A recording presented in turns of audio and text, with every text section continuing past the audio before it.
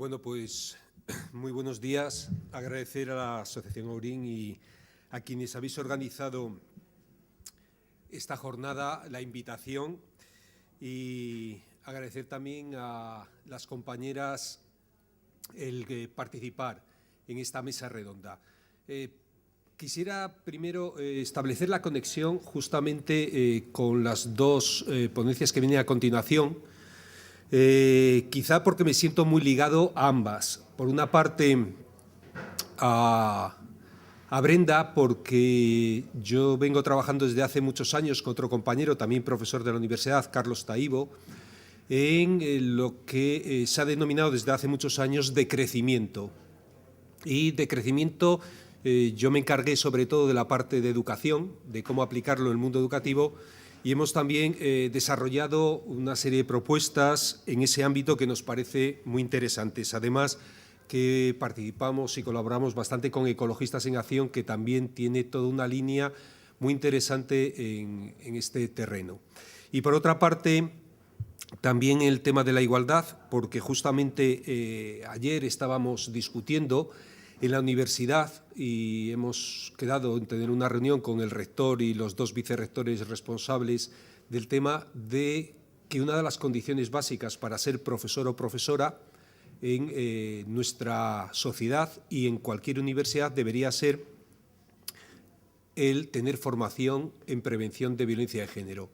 Es decir, igual que ahora se pide casi siempre tanta formación en inglés con el dichoso bilingüismo, creemos que es mucho más importante, más necesario en este campo, en estos terrenos, que no en el inglés. Bien, me centro ya en lo que me pidió Raúl y que a mí me parece tan interesante también para construir una sociedad realmente inclusiva y una sociedad que pensada para todos y todas. En estos días que tanta gente joven ha animado sobre todo la escena y la agenda mediática, recordándonos que solo tenemos un planeta y que no hay planeta B, que realmente no se trata del cambio climático, que es el síntoma, sino del capitalismo, que es la enfermedad, como ayer publicaba Jorge Reisman, diciéndonos y recordándonos que los derechos no solo son derechos liberales, no solo son derechos sociales,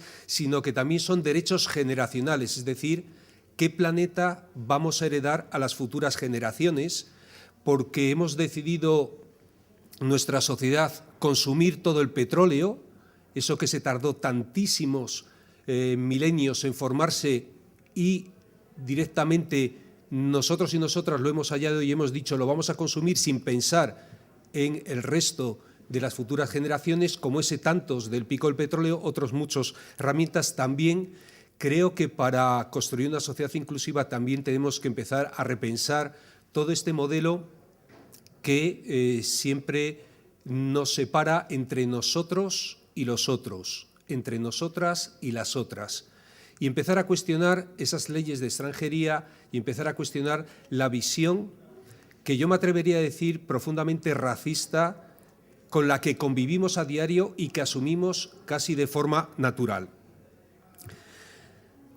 Parto de una frase que plantea quizá el máximo exponente en educación crítica en todo el mundo, Henri Giroux. Y él dice que para hablar de educación intercultural, para hablar de educación antirracista, tenemos que salir de nuestro sueño Benetton en educación, que hace de la educación intercultural una cómoda categoría puramente estética y cultural. No sé si conocen mucho, hay un experto aquí en marketing con el que estaba hablando antes, que a mí me gusta mucho la publicidad y el marketing porque refleja bastante el modelo de construcción de nuestra sociedad. Y veíamos cómo Benetton, que utiliza los valores esenciales de nuestra sociedad, los valores esenciales muchas veces ligados incluso a derechos humanos para venderse y para vender productos comerciales, cómo utiliza ese modelo casi estético, ese modelo casi de mezcla de colores y de etnias para vender productos. Dice que debemos salir de esa cómoda categoría puramente estética y cultural porque lo que hace ese modelo de educación intercultural a veces, o de forma bastante genérica en el campo de la educación, es ocultar o eliminar por completo los conflictos económicos y políticos, invisibilizando las diferencias culturales que se constituyen dentro de relaciones jerárquicas de lucha y poder. Es decir, muchas veces hacemos semanas interculturales y hacemos un paseillo, a veces que se llama el currículum del turista, para conocer otras culturas y otros países en los centros educativos o en los espacios públicos. Pero casi nunca se aborda efectivamente lo que aparece en estas dos imágenes del libro de Anita Roddick, que se titula La globalización me afecta y me afecta personalmente, de dos seres humanos que trabajan en la misma empresa, pero uno trabaja cobrando $50.000 a la semana y el otro $15 a la semana, haciendo los mismos productos, las zapatillas de Nike, y trabajando ambos 16 horas al día. Esto es lo que casi siempre se nos oculta y es muy difícil en educación hacer una semana cultural y poner una jaima y hablar de Marruecos cuando un niño o una niña sabe que su papá o su mamá no le han querido alquilar un piso en esa zona, mientras que otras personas nativas sí, como ocurre habitualmente. Es decir, muy pocas veces podemos hablar de educación intercultural porque casi siempre acabamos ocultando esto. Y dice, y acaba Giroux, es precisamente la ausencia de referentes de resistencia, de ruptura y de crítica en la estética Benetton lo que permite convertir el proyecto intercultural en un espectáculo cómodo, no problemático. Y el Roto, que es uno de los filósofos más importantes de nuestra sociedad contemporánea aquí en España, que con una imagen es capaz de reflejar lo que tendríamos que explicar en varios libros, lo dice claramente con esta imagen. Y dice una persona a la que llamamos o denominamos inmigrante: yo llegué a Europa siguiendo la pista a las riquezas de mi país. Cuando llevamos 500 años de saqueo de los países del sur, es bastante insoportable a veces el modelo de interculturalidad del que hacemos gala en los países del norte. Y lo digo en un contexto donde el auge del fascismo está recorriendo toda Europa y además apoyado institucionalmente. Y esto es la preocupación, donde además se le blanquea y se habla de ultraderecha o se habla simplemente de extremistas, cuando simplemente las raíces y las conexiones que tienen es con el fascismo. Y además se está extendiendo por toda la geografía europea, con un efecto colateral muy grave y muy preocupante. Y es que la derecha y los liberales y neoliberales están asumiendo sus postulados, sobre todo en las políticas migratorias y en las políticas represivas, e integran buena parte de su lenguaje incluso y de sus principios en las propuestas. De hecho, si lo vemos prácticamente en las redes y en los discursos de los medios, acaba ligándose el discurso ese, la migración, con la delincuencia y con la seguridad. Y casi siempre parece que cuando hablamos de minorías, cuando hablamos de inmigración, lo solemos asociar a problemas. Y problemas además que en la escuela se traducen en bajada de nivel en el sistema educativo. Parece como que la diferencia y la amenaza se ciernen sobre nosotros si hay personas que provienen de otros países. E incluso se habla de la pérdida de la identidad. Todos estos términos están sacadas de las investigaciones recientes que se han hecho sobre cómo está penetrando el racismo en las escuelas de todo el Estado. De hecho, no tenemos más que ver las leyes, y una de las directivas que más ha escandalizado, pero que sin embargo sigue vigente a pesar de todas las luchas que se ha tenido frente a ella, es la directiva llamada de la vergüenza de la Unión Europea. Quiero decir que no solo está aquí en España, sino que es el modelo europeo. Y es la directiva de retorno de la Unión Europea. Al final, lo que establece son procedimientos de repatriación forzada de las personas inmigrantes en situación irregular, Curiosamente, se le ha denunciado porque viola un montón de artículos de la Declaración Universal de Derechos Humanos y varios tratados internacionales. Y sobre todo el artículo 13 de la Declaración, que reza: toda persona tiene derecho a circular libremente y a elegir su residencia en el territorio de un Estado. Y fíjense, por ningún delito, es decir, sin haber cometido ningún delito, solo una falta administrativa que está denunciada porque va en contra de todos los derechos humanos, que es estar o vivir o residir sin tener permiso en vigor. Estas personas pueden sufrir un triple castigo simultáneo. Primero, la detención o privación de libertad. Segundo, la expulsión a un país que no necesariamente ha de ser el suyo, el de origen. Y tercero, además, la prohibición de acceso al territorio de la Unión Europea de hasta 3 años. Esto es absolutamente increíble en una sociedad que se proclama al menos respetuosa con los derechos humanos, por solo una falta administrativa, la detención o privación de la libertad, que además se les está deteniendo en centros de internamiento que son mucho peores que una cárcel. Se han denunciado los CIES durante ya décadas y, sin embargo, ahí siguen. Lo que ahora se hacen es externalizarlos.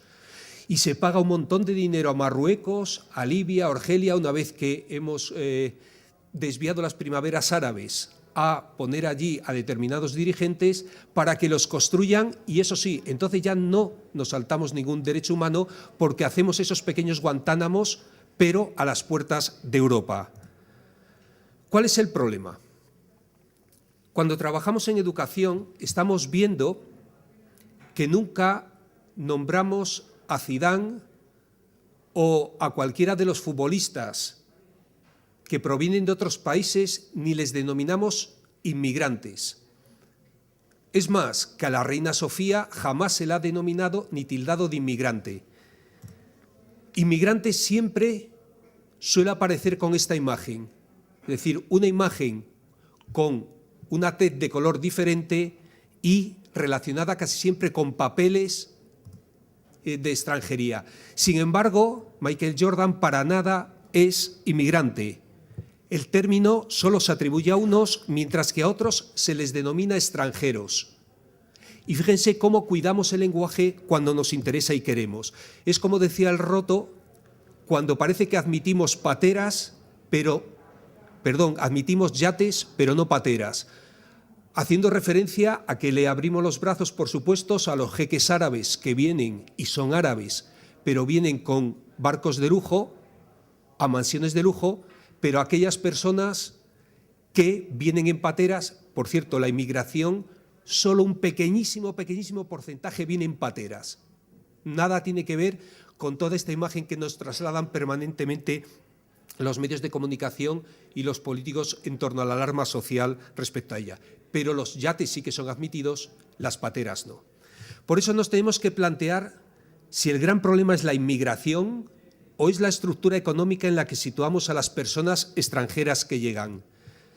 Como dice el padre de un modelo liberal puramente, quiero decir que ni siquiera era socialdemócrata, simplemente proponía engrasar bien y hacerlo un capitalismo de rostro humano, como es Kenneth Galbraith, decía él: son necesarios los pobres, son necesarias las pobres en nuestra economía para hacer los trabajos que los más afortunados no hacen.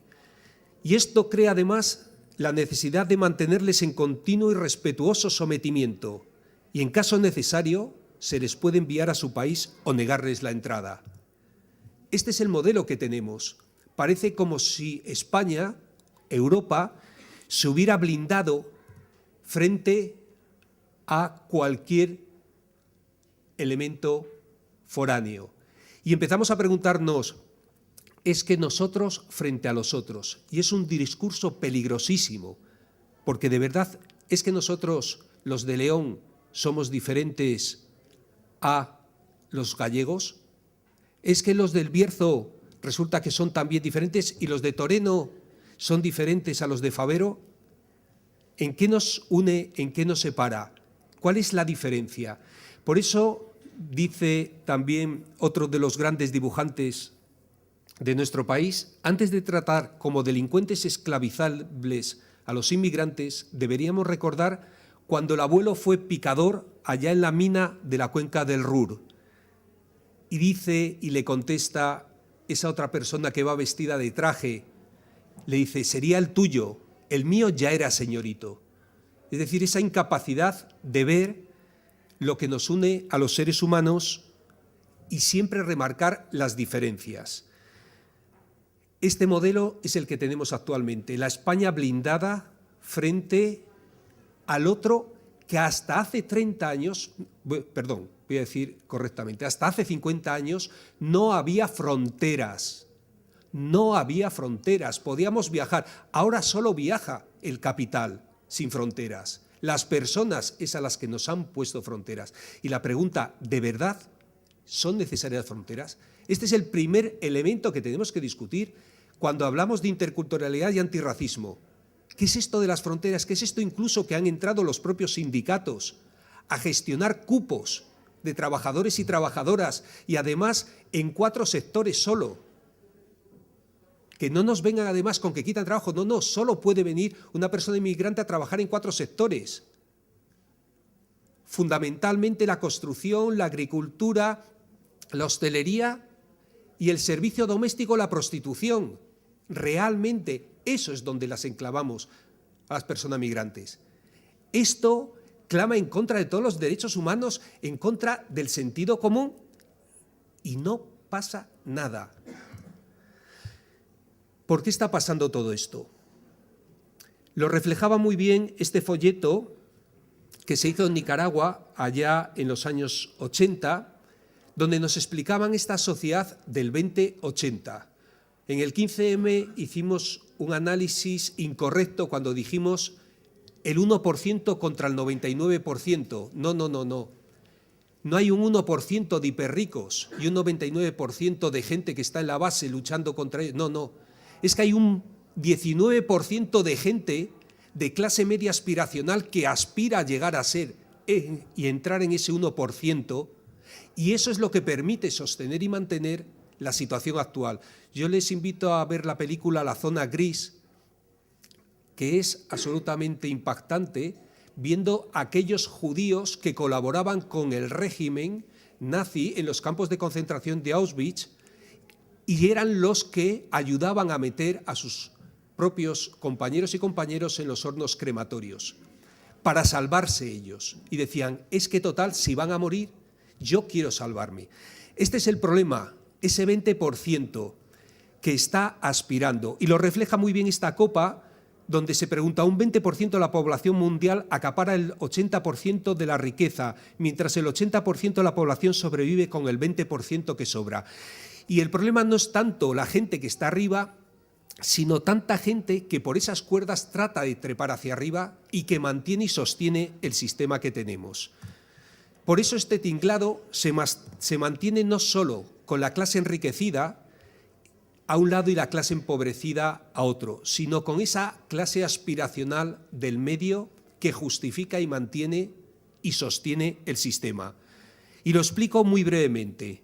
Mientras la clase social enriquecida contrata guardias de seguridad personales de barrio o de edificio, ahora con Securitas Direct es una plaga prácticamente en todos los barrios, o simplemente lo que hace es escapar a zonas residenciales presuntamente más seguras y además exige una aplicación más estricta de la ley, no piden que se acabe el Estado, sino que se mantenga el Estado policial fundamentalmente, y piden que se incluya una mayor utilización de la pena de muerte porque atribuye el descontento, el delito y el aumento de la violencia no a la situación social, sino a la naturaleza inferior delictiva incluso de quienes están implicados. Mientras tanto, la clase media, preocupada por su futuro, está invirtiendo sus ahorros en acciones, al menos hasta hace poco que podía hacerlo, y se embarcan en lo que se ha denominado el capitalismo popular, donde parece que estás más pendiente del IBEX 35 que lo que pasa en tu barrio alrededor. Por eso están más atentos a seguir las cotizaciones de bolsa que informarse sobre la situación de la población en el mundo que les rodea. pasa a formar parte de la estructura que acaba contribuyendo a mantener con su complicidad. Si nos sentimos parte de él, si tenemos algo que perder con su quiebra, aunque sea una miseria, nuestra fidelidad está asegurada. La estabilidad de este sistema, por lo tanto, se asienta sobre esa proporción de la población que ha conseguido lo suficiente para darles la esperanza de que puedan llegar a tener más. A los que les va bien, quieren que les vaya mejor, y los que tienen suficiente desean tener más.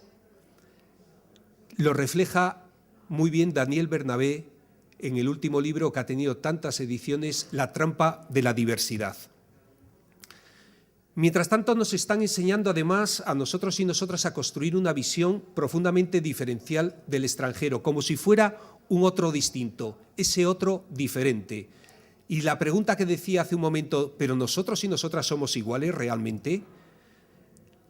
Segunda pregunta, ¿pero cómo nos relacionamos con los otros y las otras? Porque el norte casi siempre se ha relacionado desde la lógica de la desigualdad, cuando hemos ido a otros países. Casi siempre ha provocado una desvalorización sistemática de lo diferente y ha configurado nuestra percepción del otro como inferior. Inferior que casi siempre es visto como un menor a proteger, se le tiene que asimilar, por lo tanto, o un peligro a conjurar, y se le rechaza. Y esto está viéndose muchísimo en educación.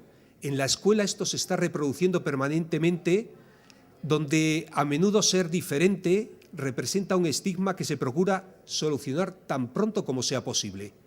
Y de hecho, casi siempre los modelos que tenemos de compensación educativa suelen plantear la diferencia como un problema y la asimilación como propuesta educativa. No podemos extrañarnos, por lo tanto, que este clima social se esté trasladando casi por ósmosis al entorno educativo. Estas son las últimas estadísticas cuando se les ha preguntado al alumnado, y es terrible. Fíjense que pocos se declaran racistas, solo un 10% que se declara explícitamente racista. Pero cuando les preguntamos por echar a los gitanos o a las gitanas, las investigaciones en sociología que hacen mucho esto, el porcentaje se dispara, sobre todo cuando en la educación no universitaria. ¿Por qué? Porque casi nunca están en la educación universitaria, porque la mayoría de minorías migrantes no acaban en la educación universitaria porque se les estrangula el sistema educativo preuniversitario anterior a la universidad. Y ya no les digo cuando se habla de la raza blanca occidental es superior, cómo se disparan los porcentajes. Y toda esta mentalidad que se ha repetido permanentemente en los medios de comunicación, porque el racismo se construye de arriba abajo, se construye por los discursos políticos que se amplifican por los medios de comunicación y luego acaban replicándose en el ámbito de los jóvenes y de la escuela. Los inmigrantes traen droga y delincuencia, casi la mitad de los jóvenes lo dicen. De hecho, cala tanto en las aulas que 2/3 del alumnado rechaza trabajar junto a marroquíes y a gitanos. ¿Qué es, por lo tanto, y acabo con esto, para dar paso a las siguientes? ¿Qué entendemos por educación intercultural? Es decir, ¿qué creemos que debe ser en positivo frente a este modelo que he descrito socialmente y que ha calado tanto en las aulas? Cito a una compañera, Teresa Aguado, que lo describe muy bien y es una de las especialistas más interesantes en este campo. Dice, es un enfoque educativo basado en el respeto y la apreciación de la diversidad cultural. Fíjese que nunca utilizo la palabra tolerancia, que tiene una carga profundamente paternalista. Habla de respeto y apreciación de la diversidad cultural. Se dirige a todos y cada uno de los miembros de la sociedad en su conjunto. Es decir, todos y todas somos objeto de esa educación intercultural. No es los centros que tienen más interculturalidad aquellos que deben ser objeto, no, son los centros que menos tienen y que más incompetentes interculturalmente son, donde más tendríamos que hacer labor en este campo. Y propone un modelo integrado de actuación que afecta a todas las dimensiones del proceso educativo. Se aspira a lograr una auténtica igualdad de oportunidades, por una parte, pero también de resultados, de salida educativa para todos y todas, así como una superación del racismo en sus diversas manifestaciones y el desarrollo de competencia intercultural en profesorado y en estudiantes. Por lo tanto, ¿qué no es la educación intercultural?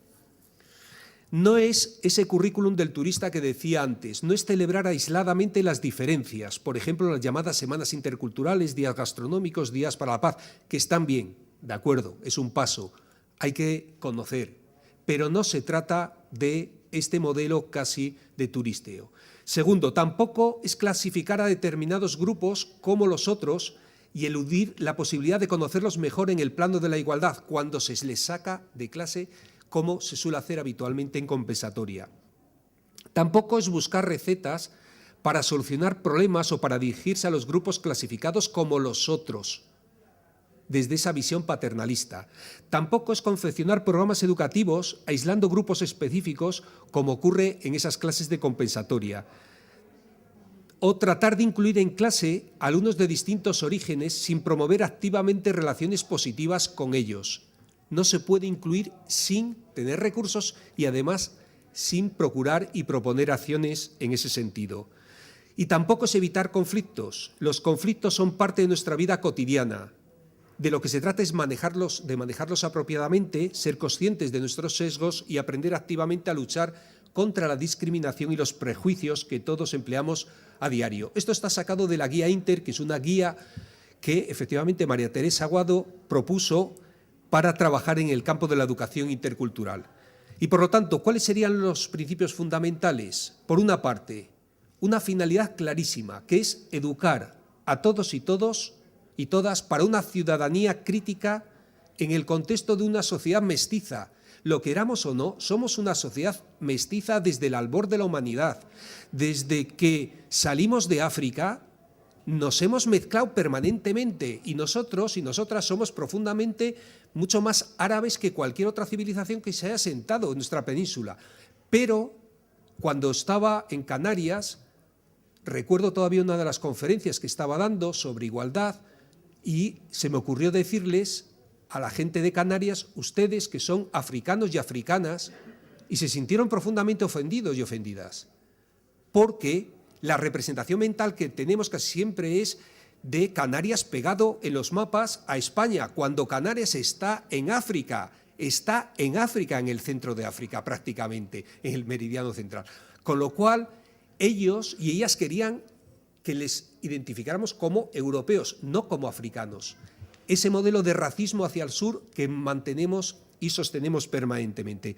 Por lo tanto, digo que todos y todas somos sujetos de una educación intercultural, ya que es fundamental educar a todo el alumnado para convivir con el otro o la otra, sea cual sea su diferencia o su cultura. Por lo tanto, repito, no se dirige a minorías étnicas o culturales, es una educación para todos y todas. Y tercero, es una educación para y en la diversidad cultural, no una educación para los culturalmente diferentes. Por lo tanto, el primer elemento que tenemos que aprender a trabajar es deconstruir la cultura blanca, que es la más racista y la que ha permanecido en el imaginario como lo normal. Tenemos que empezar por la nuestra y empezar a cuestionar esa cultura blanca, igual que cuestionamos otras culturas. No se trata de relativismo cultural, sino de reconocer que todas tienen aspectos positivos y todas tienen aspectos profundamente criticables. Segundo, se apoya la dimensión antropológica de la diferencia. Todos y todas somos diferentes. La diferencia no es un problema, es una oportunidad. Las diferencias, sea cual sea, constituyen la verdadera norma. Esta es la realidad, no la homogeneidad. Tercero, no tiene, por lo tanto, por objetivo promover el relativismo cultural, como decía, sino el reconocimiento de la relatividad y de la desacralización de todas las culturas, en especial de la propia. ¿Y eso qué significa? Que la cultura gitana tiene unos valores enormes, que casi siempre lo único que recalcamos es lo negativo. Es que fíjate cómo están, mira, es que pareces un gitano, es que hueles como... permanentemente y casi nunca resaltamos el cuidado que tienen con los peques. Es una capacidad de sentido de comunidad enorme. O lo que me decía el tío Caquichu, un hombre de respeto de la comunidad gitana aquí en León, y me decía, es que vosotros los payos estáis siempre preocupados por acumular para vuestra pensión, para que nada os falte, porque no os fiáis de vuestra comunidad. Mientras que yo siempre tendré a la comunidad que cuidará de mí, porque todavía, en ese momento al menos, y ahora, aunque siempre todas las sociedades son afectadas por el modelo que tenemos actualmente, por el modelo social tan neoliberal, pero decía, mi comunidad siempre me cuidará. Ese sentido de cuidado de los mayores, de respeto y de protección de la gente que estaba aislada o no reconocida. Por lo tanto, se trata de construir una ética cultural común para vivir en sociedades multiculturales y democráticas. Las diferencias culturales, mayoritarias o minoritarias, se convierten en ejes para reconstruir una cultura común. Y acabo con esto. No existe una pedagogía intercultural como tal, sino que entronca con la mejor tradición pedagógica, la que atiende a las personas en su diversidad. Y a veces ponemos el ejemplo de la lengua de las mariposas. A la gente joven no les recuerda tanto porque quizás no tienen esos referentes culturales, pero a la gente mayor sí nos recuerda mucho esa película de Fernando Fernán Gómez donde aparecía el maestro republicano, donde trabajaba desde lo que hoy llamaríamos educación inclusiva, educación intercultural, educación con unas connotaciones que hoy deberíamos recuperar y que por eso decimos que entronca con la mejor tradición pedagógica.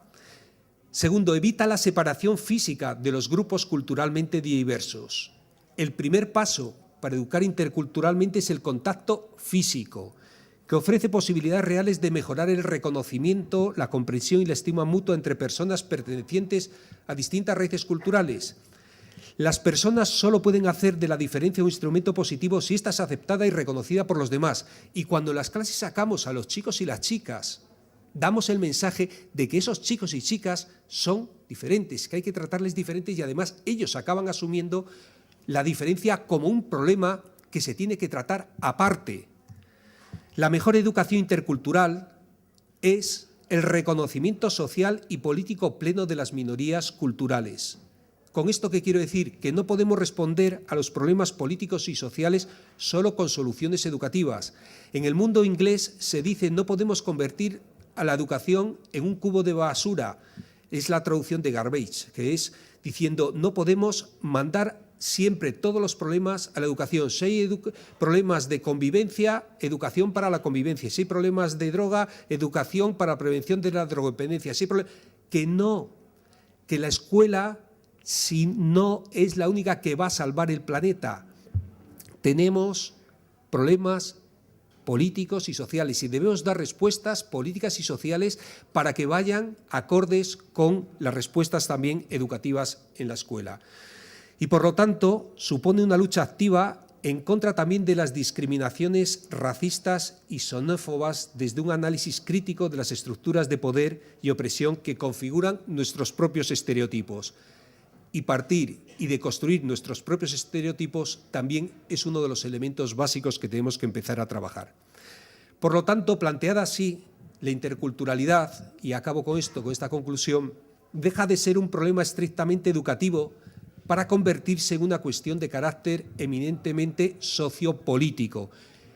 Presento el próximo 20, perdonad que haga este inciso casi publicitario, el 20 de marzo presento en la Fundación Sierra Pambley el penúltimo libro que he publicado sobre educación, junto con Jaume Carbonell, que es el que ha sido director de Cuadernos de Pedagogía, que es la revista más conocida en el campo educativo y que más leemos los profesores y profesoras a lo largo de estos años.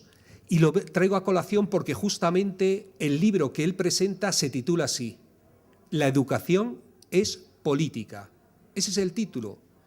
Y lo plantea: siempre que trabajamos en educación, trabajamos sobre un modelo de sociedad, trabajamos sobre un modelo de ser humano. Siempre tenemos una posición política. Esto es la política. Es decir, o la construimos entre toda la ciudadanía o dejamos que otros y otras no la hagan. Por lo tanto, claro que esto es una herramienta y un trabajo también eminentemente sociopolítico, donde la diferencia, como decía, constituye la verdadera norma y donde todos y todas somos sujetos de una educación intercultural o podríamos llamarle una educación cívica mundial. Concluyo diciendo la frase que para mí es más significativa en este terreno: educar a partir del otro, a partir de la otra, a partir de la diferencia, es y debe ser el nuevo paradigma educativo. Muchas gracias.